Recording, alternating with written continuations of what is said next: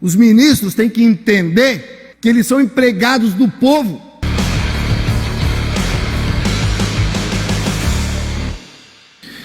Vocês imaginem que vocês vão lá, estacionam o carro de vocês no estacionamento privado, no caso, por exemplo, da Havan, e aí vem a polícia e te multa. Infelizmente isso aconteceu. Pessoas sendo multadas por estacionar no estacionamento privado. Isso aconteceu ontem, na cidade de Palhoça, Polícia Rodoviária Federal, multando manifestantes porque o carro estava estacionado no acostamento, no meio da rua, não, no estacionamento da Havan, tem vídeo. Isso é uma sacanagem o que fazem com essas pessoas, que são tratadas como criminosas. Tenham mais empatia, Polícia Rodoviária Federal. Aí tu imagina essas pessoas que saem, depois de assistirem por meses, todo um golpe arquitetado para que o candidato deles fossem prejudicados na campanha, e aí os caras saem às ruas para se manifestar e ainda volta com uma multa para casa porque estacionou o carro no estacionamento da Havan. Aí tu pensa, a pessoa assistindo tudo aquilo, né? Desde quando o Lula foi solto, isso já foi uma piada.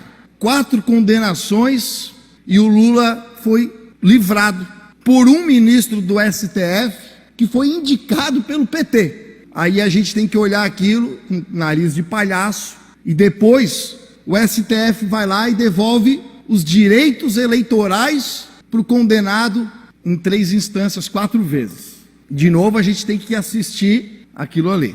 Aí o Lula se lança pré-candidato à presidência da República. Nossa, ninguém imaginava.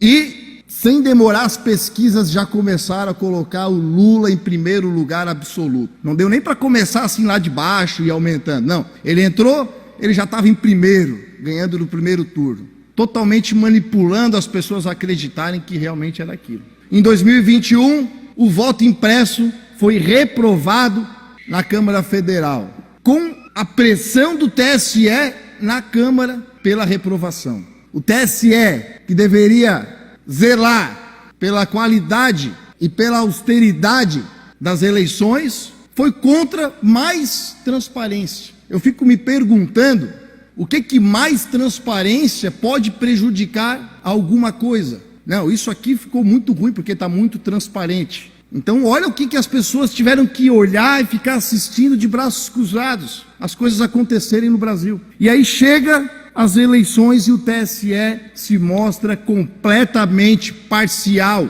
Não fez nada com relação às 154 mil, olha só, 154 mil inserções não veiculadas da campanha do Bolsonaro. 154 mil. Se cada uma delas convencesse 13 pessoas, o Bolsonaro tinha ganho. O TSE concedeu, olha, 184 direitos de respostas para o Lula. 184. Para o Bolsonaro, 6.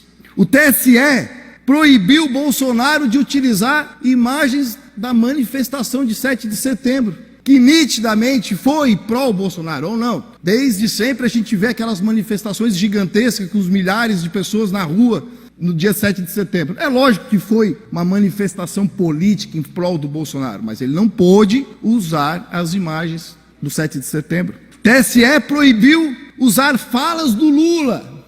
Proibiu de usar falas do Lula na sua campanha eleitoral. Claro, né, porque o Lula disse que é verdade, né? Acho que não dá para acreditar no que o Lula fala, então não pode passar imagens do Lula falando alguma coisa. Proibiram o Bolsonaro, enquanto as falas do Bolsonaro eram usadas na campanha do Lula. E o TSE proibiu de chamar o Lula de ladrão e presidiário.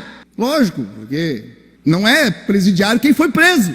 Ele é, sei lá, coroinha, não sei o que tem que ser chamado uma pessoa que foi condenada e preso. Mas o TSE foi lá e proibiu de chamar o Lula de ex-presidiário e de ladrão. Então, para alegria do TSE, da Rede Globo, dos maconheiros, o Lula, como a gente imaginava, ganha a eleição. E o TSE derruba a live do argentino que ousou pegar os dados do próprio site do TSE e fazer uma live comentando sobre os números do próprio site do TSE.